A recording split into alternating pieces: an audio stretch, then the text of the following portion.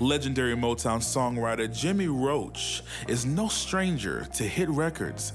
Jimmy has worked on titles including My Whole World Ended by David Ruffin, Eddie Kendrick's first solo album All By Myself, and many more. His recent work highlights the experience of Michael Brown Jr. and the Ferguson riots, raising awareness to the plight of too many young black males violently killed while interacting with police. Please welcome Jimmy Roach. Really a pleasure being here.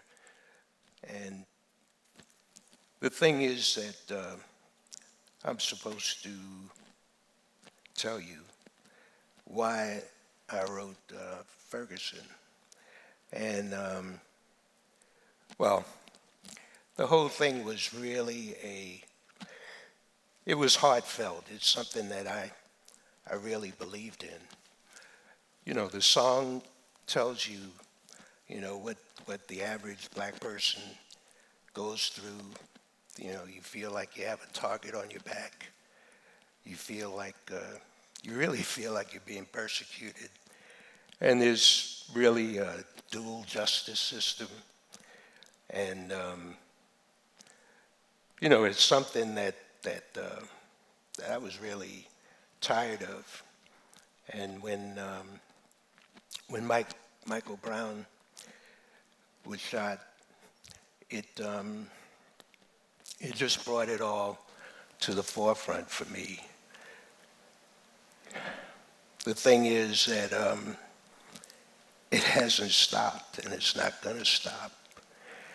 And it just feels like when these things happen, we just kind of take it in stride, and we look at it, and we move on, and then it happens again, and it's just kind of a vicious cycle. And like I said in the song, there's something that needs to be done. And it's something that we can do. You know, the judge who came on before me, she made a very, very important point that's kind of obvious, but we don't, seem to take it to heart. And that's voting. You know, like when I lived in Detroit, when I moved to Detroit, there was a thing called stress. It was a police department and their attitude toward controlling crime. But the attitude toward controlling crime was to victimize the people in the neighborhoods and to take a very, very hard line. It was really terror, police terror. And I'm not against police, but the thing is that you have to take control of your neighborhoods. And the way to do that mainly is through voting. When I moved to Detroit, Coleman Young had become the first black mayor. And what he did was he picked apart the police units and made them more friendly. He hired more black policemen, and he destroyed that whole concept of stress. It's an acronym for something which I can't think of right now, but the main point of it was to terrorize the neighborhood and to control the whole neighborhood, and it wasn't really very friendly to the people. So my main thing was to say in this song that, the thing is, when you write a song, you really can't, you're not writing a book. If I was writing a book, I could probably explain the whole thing. But there's something that needs to be done, can be done by us. And one thing is to vote and to also, take part in your community. And I may be preaching to the choir, but, that we have a lot of businesses in this community that are suffering because people get in their cars and they drive 50 miles somewhere to shop, and they neglect the neighborhood businesses, And part of the neighborhood strength is it's financial,